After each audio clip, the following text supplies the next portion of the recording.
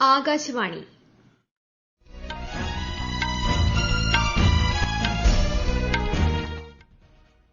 നമസ്കാരം. വാർത്തകൾ വായിക്കുന്നത് ലിഖിത വിജയൻ.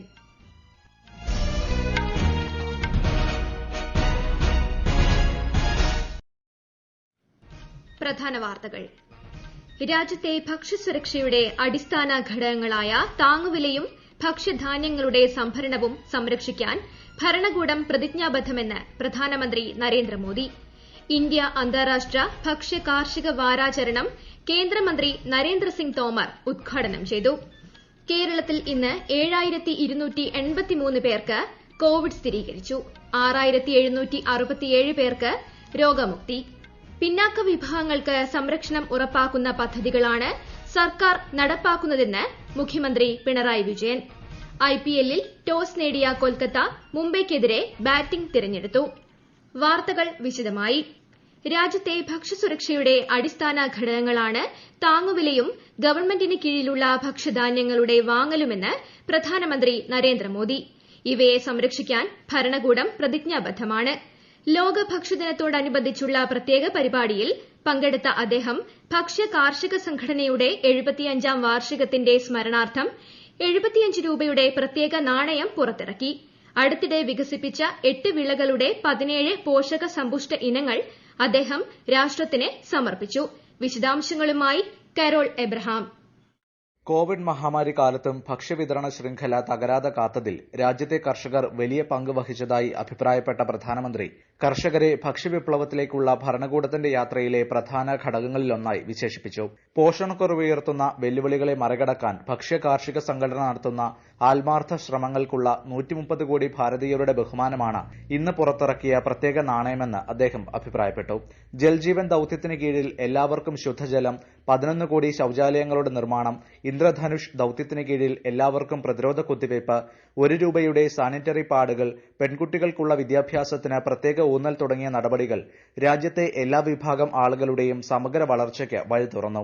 രാജ്യത്തെ ചെറുകിട കർഷകരുടെ ജീവിതത്തിൽ വിപ്ലവകരമായ മാറ്റങ്ങൾ ലക്ഷ്യമിട്ടാണ് വലിയ തോതിലുള്ള കർഷക ഉൽപാദക സംഘടനകളുടെ ശൃംഖലയ്ക്ക് രൂപം നൽകിയത്. കാർഷിക ഉൽപ്പന്നങ്ങൾ വിറ്റഴിക്കുന്ന സമയത്തെ ഇടനിലക്കാരുടെ മോശം ഇടപെടലുകൾ ഒഴിവാക്കാൻ പുതിയ നിയമങ്ങൾ സഹായിക്കും. ഇതിലൂടെ കർഷകർക്ക് തങ്ങളുടെ ഉൽപ്പന്നങ്ങൾക്ക് മികച്ച വില ഉറപ്പാക്കാനാകും. News desk, Akashvani. ഇന്ത്യ അന്താരാഷ്ട്ര ഭക്ഷ്യ കാർഷിക വാരാചരണം കേന്ദ്ര ഭക്ഷ്യ സംസ്കരണ വകുപ്പ് മന്ത്രി നരേന്ദ്രസിംഗ് തോമർ വെർച്വലായി ഉദ്ഘാടനം ചെയ്തു. ഇന്ത്യയിലെ ഭക്ഷ്യ സംസ്കരണ വ്യവസായം രാജ്യത്തെ ഭക്ഷ്യവിപണിയുടെ 32% വരുമെന്ന് കേന്ദ്രമന്ത്രി പറഞ്ഞു. ശരിയായ വിപണനവും സാങ്കേതികവിദ്യയുടെ ഉപയോഗവും കാർഷിക മേഖലയുടെ വികസനത്തിന് സഹായിക്കുമെന്നും അദ്ദേഹം അഭിപ്രായപ്പെട്ടു. കേരളത്തിൽ ഇന്ന് 7283 പേർക്ക് കോവിഡ്-19 സ്ഥിരീകരിച്ചതായി ആരോഗ്യവകുപ്പ് മന്ത്രി കെ ശൈലജ അറിയിച്ചു. 6767 പേർ രോഗമുക്തരായി. 5731 പേർക്ക് സമ്പർക്കത്തിലൂടെയാണ് രോഗം ബാധിച്ചത്. 1158 പേരുടെ സമ്പർക്ക ഉറവിടം വ്യക്തമല്ല. 24 മരണങ്ങളാണ് ഇന്ന് കോവിഡ്-19 മൂലമാണെന്ന് സ്ഥിരീകരിച്ചത്. 250 ആരോഗ്യ പ്രവർത്തകർക്കാണ് സമ്പർക്കത്തിലൂടെ രോഗം ബാധിച്ചത്. കഴിഞ്ഞ 24 മണിക്കൂറിനിടെ 51,836 സാമ്പിളുകളാണ് പരിശോധിച്ചത്. രാജ്യത്തെ കോവിഡ് മുക്തി നിരക്ക് 87.56% വർദ്ധിച്ചു. 1.52% നിലവിലെ മരണനിരക്ക്. ആകെ രോഗബാധിതരിൽ 11% താഴെ മാത്രമാണ് നിലവിൽ ചികിത്സയിലുള്ളത്. കഴിഞ്ഞ 24 മണിക്കൂറിനിടെ 70,000-ഓളം പേർക്ക് പുതുതായി രോഗം സ്ഥിരീകരിക്കുകയും 895 പേർ മരിക്കുകയും ചെയ്തു. ലോകത്ത് കോവിഡ് മുക്തി നേടിയവരുടെ എണ്ണം 3 കോടിയോട് അടുക്കുന്നു. നിലവിൽ ചികിത്സയിലുള്ളവരുടെ എണ്ണം 87 ലക്ഷം പിന്നിട്ടു. 11 ലക്ഷത്തിലേറെ കോവിഡ് മരണങ്ങളാണ് ഇതുവരെ റിപ്പോർട്ട് ചെയ്തത്. ഏറ്റവും കൂടുതൽ രോഗബാധിതരുള്ള അമേരിക്കയിൽ 27 ലക്ഷത്തോളം പേർ ചികിത്സയിലുണ്ട്. രോഗബാധയിൽ 2ാം സ്ഥാനത്താണ് ഇന്ത്യ. നീറ്റ് പരീക്ഷാഫലം പ്രസിദ്ധീകരിച്ചു. nta.neet.nic.in എന്ന വെബ്സൈറ്റിലും mcc.nic.in എന്ന വെബ്സൈറ്റിലും ഫലം ലഭ്യമാകും. കോവിഡ് കാരണം പരീക്ഷ എഴുതാൻ കഴിയാതിരുന്നവർക്ക് സുപ്രീംകോടതി ഉത്തരവ് പ്രകാരം ഈ മാസം 14-ന് വീണ്ടും അവസരം നൽകിയിരുന്നു. ഇതേ തുടർന്നാണ് ഈ മാസം 12-ലെ പരീക്ഷാഫല പ്രഖ്യാപനം നീട്ടിവച്ചത്. തെക്കുകിഴക്കൻ ഏഷ്യൻ രാജ്യങ്ങളിൽ നിന്നുള്ള വിദ്യാർത്ഥികൾക്കായി ഇന്ത്യ നൽകുന്ന ആസിയാൻ PhD ഫെലോഷിപ്പ് പ്രോഗ്രാമിലേക്ക് തെരഞ്ഞെടുക്കപ്പെട്ടവരെ കേന്ദ്ര വിദ്യാഭ്യാസ മന്ത്രി രമേശ് പൊഖ്രിയാൽ നിഷാങ്ക് അഭിസംബോധന ചെയ്തു. വിദ്യാഭ്യാസ മേഖലയിലെ പരസ്പര സഹകരണം ഇരു കൂട്ടർക്കും പ്രയോജനകരമാകുമെന്ന് കേന്ദ്രമന്ത്രി പറഞ്ഞു. ഈ വാർത്തകൾ ആകാശവാണിയിൽ നിന്ന്. കൊറോണ ആശങ്കയല്ല, ജാഗ്രതയാണ് വേണ്ടത്. കേന്ദ്ര ആരോഗ്യ മന്ത്രാലയം പുറപ്പെടുവിക്കുന്ന നിർദ്ദേശങ്ങൾ. ജനങ്ങൾ കൂട്ടം കൂടുന്നത് ഒഴിവാക്കുക. ഇടയ്ക്കിടെ കൈകൾ സോപ്പും വെള്ളവും ഉപയോഗിച്ചോ സാനിറ്റൈസർ ഉപയോഗിച്ചോ വൃത്തിയാക്കുക. നിർബന്ധമായും മാസ്ക് ധരിക്കുക. പനിയോ ചുമയോ ശ്വാസതടസ്സമോ തുടരുന്ന സാഹചര്യത്തിൽ വൈദ്യസഹായം തേടുക. കൊറോണയെ സംബന്ധിച്ച വിവരങ്ങൾക്ക് ആരോഗ്യ മന്ത്രാലയത്തിന്റെ 1075-ലും ദിശയുടെ 1056-ലും ബന്ധപ്പെടാം. പിന്നാക്ക വിഭാഗങ്ങൾക്ക് സംരക്ഷണം ഉറപ്പാക്കുന്ന പദ്ധതികളാണ് സർക്കാർ നടപ്പാക്കുന്നതെന്ന് മുഖ്യമന്ത്രി പിണറായി വിജയൻ. രാജ്യത്ത് പലയിടത്തും ദളിതരും പിന്നാക്ക വിഭാഗങ്ങളും ഭീഷണിയും അക്രമവും നേരിടുമ്പോൾ കേരളത്തിൽ ഈ വിഭാഗങ്ങൾക്കായി സംരക്ഷണ പ്രവർത്തനങ്ങളും ജീവിതത്തിൽ നേട്ടമുണ്ടാക്കുന്ന പദ്ധതികളും നടപ്പാക്കുകയാണെന്ന് മുഖ്യമന്ത്രി പറഞ്ഞു. സാമൂഹ്യ ഐക്യദാർഢ്യ പക്ഷാചരണം സമാപനവും SC/ST പിന്നാക്ക വിഭാഗ വികസന വകുപ്പുകളുടെ 20 പദ്ധതികളുടെ ഉദ്ഘാടനവും വീഡിയോ കോൺഫറൻസിംഗിലൂടെ നിർവഹിക്കുകയായിരുന്നു മുഖ്യമന്ത്രി. ബീഹാർ നിയമസഭാ രണ്ടാംഘട്ട തെരഞ്ഞെടുപ്പിലേക്കുള്ള നാമനിർദ്ദേശ പത്രിക സമർപ്പിക്കാനുള്ള അവസാന തീയതി ഇന്ന്.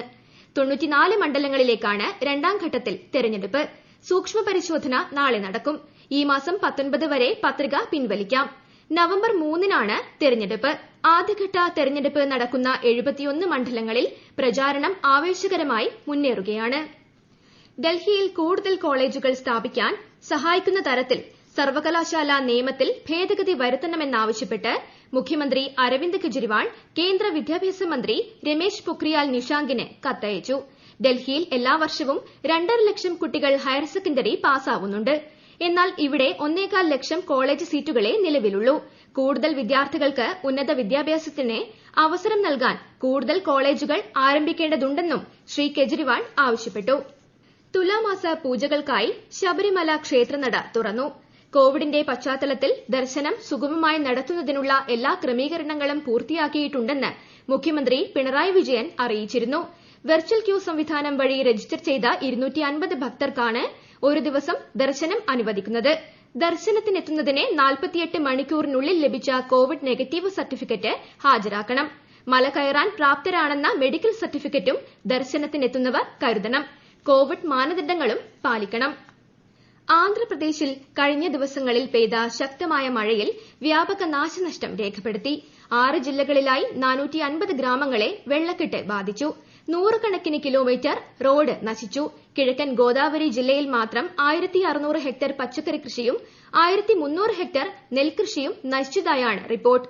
അതിനിടെ ഈ മാസം 19-ന് മധ്യബംഗാൾ ഉൾക്കടലിൽ വീണ്ടും ന്യൂനമർദ്ദം രൂപം കൊള്ളാൻ സാധ്യതയുള്ളതായി കാലാവസ്ഥാ വിഭാഗം അറിയിച്ചു. കഴിഞ്ഞ 3 ദിവസങ്ങളിലായി ഹൈദരാബാദ് അടക്കമുള്ള മേഖലകളിൽ ഉണ്ടായ കനത്ത മഴയിലും വെള്ളപ്പൊക്കത്തിലും 50-ലേറെ പേർക്ക് ജീവൻ നഷ്ടമായതായി തെലങ്കാന ഭരണകൂടം അറിയിച്ചു. ഇതിൽ 11 പേർ ഹൈദരാബാദിൽ നിന്ന് ഉള്ളവരാണ്. 7.35 ലക്ഷം ഏക്കറിലെ കൃഷിയും നശിച്ചിട്ടുണ്ട്. കോവിഡ് വൈറസിൽ നിന്ന് സ്വയം രക്ഷിക്കാൻ കഴിഞ്ഞ ഏതാനും മാസങ്ങൾ കൊണ്ട് നാം പഠിച്ചതായി ഡൽഹി എയിംസ് ക്യാൻസർ ഗവേഷണ വിഭാഗം മേധാവി ഡോക്ടർ SVS ദേവ് പറഞ്ഞു.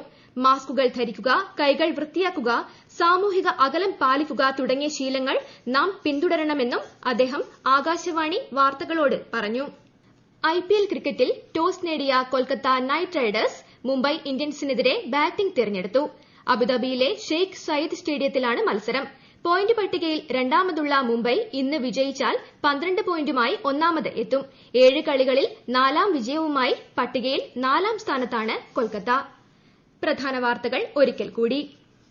രാജ്യത്തെ ഭക്ഷ്യസുരക്ഷയുടെ അടിസ്ഥാന ഘടകങ്ങളായ താങ്ങുവിലയും ഭക്ഷ്യധാന്യങ്ങളുടെ സംഭരണവും സംരക്ഷിക്കാൻ ഭരണകൂടം പ്രതിജ്ഞാബദ്ധമെന്ന് പ്രധാനമന്ത്രി നരേന്ദ്രമോദി. ഇന്ത്യ അന്താരാഷ്ട്ര ഭക്ഷ്യ കാർഷിക വാരാചരണം കേന്ദ്രമന്ത്രി നരേന്ദ്രസിംഗ് തോമർ ഉദ്ഘാടനം ചെയ്തു.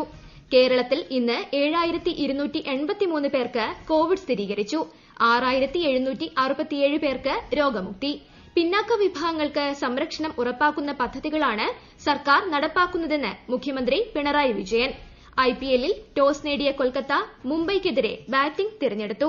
വാർത്തകൾ കഴിഞ്ഞു. അടുത്ത വാർത്താ പ്രക്ഷേപണം രാത്രി 9:00-ന്.